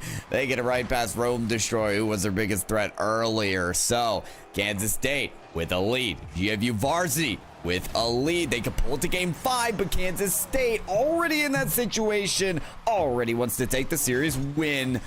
Whoa. Replays on replays. What more could you people want? Are you not entertained? 3-3 for Kansas State, Missouri. It was 17 seconds ago. It was tied up 2-2. GFU though, looking like making a contender for a game 5 situation, down by 2 right now. This isn't the same kind of a situation where they just need to waste time out. George Fox does, Pyro. This is still play your Rocket League game. This is a completely different situation than the situation we see on the left side. Yeah, it really is. Listen, Kansas State Mizzou Club A, after 4 full games, after almost a complete, pretty much the length of 5 games since game 1 went to a 5-minute overtime. They have learned everything about each other. Now it's time to put everything on the field. Everything you have. Sparks gives that on the shot. Very powerful. Lot there. Shot from Histrix on the other side will go loose. I'm trying to keep track of it all. It's real close, but oh boy, with 30 seconds, one single goal could do it for Kansas State off the crossbar. A beautiful flick, but it's just not enough. Like that's top bar, crossbar, every single bar hit on that one. Reminds me of college here, Pyro. Ay, yuck, yuck, yuck, yuck. 18 seconds to go here, 3-3. 15 seconds. Now right side, middle pitch here for Kansas State and Missouri. Do we go to an overtime in game 5? Is it even possible? We have the legal right with which to do so after 3, or this would be the 3rd overtime, of course, but centered up. Teji right there, keeping the hopes and dreams of Missouri alive in overtime. Overtime, it is extra time. In game 5, it is OT. And listen, kickoff shenanigans, they've come out very quickly. We could see a goal right away. Stopped by 33. Oh, and saved by Kansas State. That's going to buy them a little bit of time. Now, folks, we're just going to be focusing on this Kansas State-Missouri overtime game. GFU has a lot to lose right here if they're not going to push this one on into a game 5. 25 seconds or so, though. 33.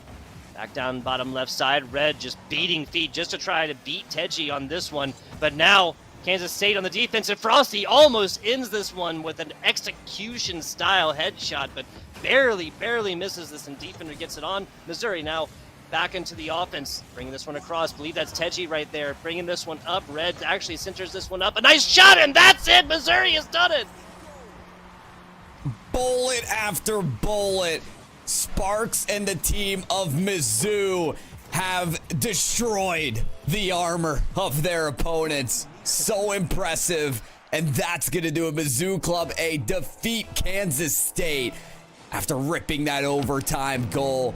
That is the complete win. Mizzou Club A in game 5 overtime. It doesn't get more intense than that, or Tugboat does it, because it looks like with the strong lead of GFU varsity that we got another game 5 on our hands. Yeah, I mean, 5 scores required for UBC White to stop the game 5 situation here. This is more just kind of a time ticker down situation for UBC White and George Fox University. This is, of course, the University of British Columbia, so we're staring down the barrel of an international competition. Once again, guys, Week 2 showcase in NECC, Rocket League action all over the place, Game 5s, more overtimes in a best-of-5 series than not. Unsure what else you could possibly want. Please, your organization. Big shout-outs today on our production staff, of course. That is Storm Warriors, Olex, Little Gator Melon action as well, making our jobs as casters just so much easier, and we do appreciate this. The hemorrhaging has stopped. The bleeding is over. We have a map 5 situation here on our hands for UBC White and George Fox University. Oh, we do indeed. And you know what? It's hard to determine where this is gonna go, because we had a very strong win on the other match, and we saw how even it got on the next game. So yes, GFU varsity fight back in monstrous fashion, but this is the same team that lost by more than 1 goal in the first 2 games. Seemed to be that this series would be over in game number 3, but no. Here we are taking it. There you see Champions Field will be what it is to determine this match. We're going to game 5. That we are. If we're taking a look at the differences that we have at hand, gotta look at these shots attempted, right? 3 for Jesse, 4 for Aries.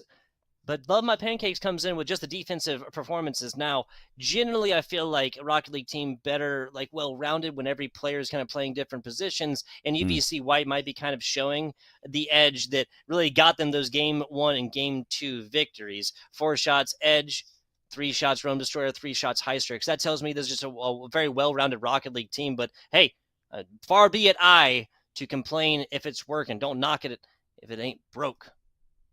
That's right. Basically, listen, this is what we want. This is what we're going to ask for here is game number 5. And exactly like you said, maybe they do just have to play the roles that lie before them. If you're the shot taker, great. If you're the savior, fantastic. Play that role to the best of your ability. And if that's what GFU Varsity need to do to make this game 5 work, then they most certainly play those roles. Well, someone's the enforcer today, Okay. That's for sure, because a demolition is going to clear a shot. Yeah, so 5 seconds into this one, I do believe that is not necessarily our quickest, like our fastest shot, but our quickest in the time of, or in the sense of how much time it took to get it from a kickoff. 5-second goal on this one. UBC White puts forward a solid little foot forward. Yeah, that's massive. UBC White want to set the tone early, as they most certainly have. Edge, being that goal scorer, couldn't get the touch on the backboard, so hey, maybe that shot looked perfect, but that doesn't compose a perfect player. Still mistakes to be had and to take advantage of if you're GFU Varsity. Ball across the width of the field. It's going to be taken down by Rome Destroyer. Love the Pancakes. Sets it down to the midfield. We're seeing these players a bit more highlighted here with the one panel view, Tug. I like this. Getting that extra player POV to see exactly how they're performing and seeing those mistakes on the goal line as well. No defender on 4 wheels here as Aries strikes. Can you be surprised? Aries is, after all, the goddess of beautiful shots. Oh, man. You got me there, Tug. I mean, listen, that's exactly what we saw, and that's exactly what Aries did. But, you know, does the beauty hold throughout the whole game 5? Because GFU Varsity, listen, they're going to need more than just one. Aries was the god of war. Excuse me. I guess that was actually an easier saying. I could have sworn that. Well, there's a goddess of beauty out there. I don't know which one it is though. 60 seconds or so into this one, tie ball game yet again. But again, just unsurprised saying that out loud about a UBC White and GFU Varsity squad that's gotten down at this point. Now, if you ask me after game 2, I'd say yeah, well, maybe not. We would have gone to one box a little bit earlier, but no. Fantastic stuff from George Fox. His tricks right here. Trying to get something going against them. Not going to happen as easily. Edge down bottom. Little demo action across the mid pitch, so UBC White's down to 2 for right now. Aphrodite, that's right. That's right. Yeah, yep. Listen, I don't know my gods and goddesses, but I know my Rocket League, okay? I know an Octane from Indominus, and that's all I really need to be here, okay, Tug? So I'm going to stick to that. We got a Fennec. That like it. Aries is rocking here. That we'll see. Oh, Jesse. That actually is the new decal that just came out there on the Octane. Making it work in style, in high fashion. And, well, both teams contending for this midfield pressure. You can see they're wasting no time getting to the extra touch. Rome Destroyer even trying to work this ball from the ceiling, but it will not pierce through that GFU defense. Hit that ball about as hard. I would have expected to pierce the ceiling there for a second. Trying to play something off of right there, but this is really just a result of 2 teams that have tried just about everything, and not that it's not working, but just I think they've kind of realized a lot about each other of this 5-game series. There's little left to really be surprised as I say that. Aries coming through yet again. Can't stop this player at this point. Listen, it's Love My Pancakes to play disruption, okay? And listen, the bump play helps tremendously, but notice the boost steal as well. That's disruption in the form of make your team lack resources and having that resource control. So I like what GFU Varsity is doing on the ball. Aries has done a great job finishing these shots, but the off-the-ball work, that is paramount right now for GFU Varsity. See how they continue that disruption play to hold on to this lead. Aries, a big shot scorer so far down bottom and gets it. Oh man, just off the top. That's gonna be the teammate right there. 2 minutes left in this 2-score lead, for the side of GFU Varsity. Now, when Aries hit that ball off the crossbar, before it hit the crossbar, I just assumed it was going in. Aries, time and time again in this game, number 5, has been so clinical in the shot taking. But you know what? Maybe it was all written and drawn up that way because the follow through from Love My Pancakes was just as smooth as it needed to be for GFU Varsity to extend their lead. 2 minutes remaining in game number 5. This is the one that determines it all between UBC White and GFU Varsity. And UBC White, oh, that's a shot maybe they needed. Yeah, I can't be surprised. I feel like these Game 5 situations always kind of yield a pressurized situation. As we talked about, pressure creates diamonds, iron sharpens iron, and somebody has to come forth, really step up that offensive performance right there. 2 goals Aries and the 3rd goal assisted. Again, doing everything in a bag of chips for the George Fox University squad. This Game 5 situation. Edge flipping, turning, beating feet to get down to this one. Try and set up a teammate, but nice stop right there, at least for the time being. UBC White's players aren't really on the good angles right now. Strix forced to flip out to this one. 60 seconds left for the University of British Columbia White's Game 5 lives. This is where it counts. This is where these rocket-powered battle cars gotta battle on and make this war theirs. But listen, UBC White, they just can't get these shots to fall. GFU Varsity, they've always got a defender ready to leap at any assignment. It's worked tremendously for them. Half of this last minute already gone, and it's GFU Varsity pushing up instead. Off of the wall it comes. It's not caught there by that player, but Aries is going to give it up. Good pinch off the sidewall. Still struggling is UBC White to get anything out towards the other end. Another demolition. Another stop is going to do it here. GFU Varsity, they've done enough to claw their way back. The reverse sweep will be completed for GFU Varsity. Games 3, 4, and 5 won by this team to defeat UBC White. Crazy stuff, like you said, the reverse sweep all the way through there from the end of game 2. Just to run through the scores for you guys again, right? University of British Columbia, the White squad comes in 4-1 in game number 1. It was like looking like 3-1 for a long time. They got that last score there. 3-1 for almost the entirety of the game 2. And this is just looking dismal, straight up dismal for the side of George Fox University. George Fox brings it back 4-2 fashion in game 3, and that was the beginning of the end, Pyro. Yeah, I think that's where, listen, there can be a tidal wave, a push, where things just sort out the better way for the other team. And that reverse sweep was massive there for GFU. But hey, I still want to give credit over to Mizzou Club A, who clutched it out there towards the end over Kansas State. Tugboat, what more can you ask for than for 2 banger Game 5 matches here for NECC? Yeah, seriously. Got the 2 box up here for you guys so you can kind of witness both of these. And I got to say, it's so awesome that it kind of started out like Kansas State, Missouri was neck to neck the entire time right here. But cannot say the same for UBC White and George Fox University. Get the 2 box pressure right here. Bring it back again. Full on reverse sweep action. Love to see it. Love to see it. That's going to be about it from us over here. Myself, FBI Tugboat, and Pyro J. Want to give a shout out again to our production staff, TOs, everything else like here with the NECC for making this possible.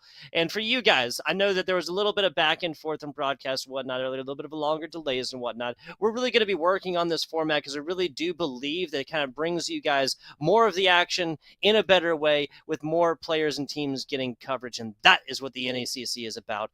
Anything else for the good people before we bid them adieu, though, Pyro J?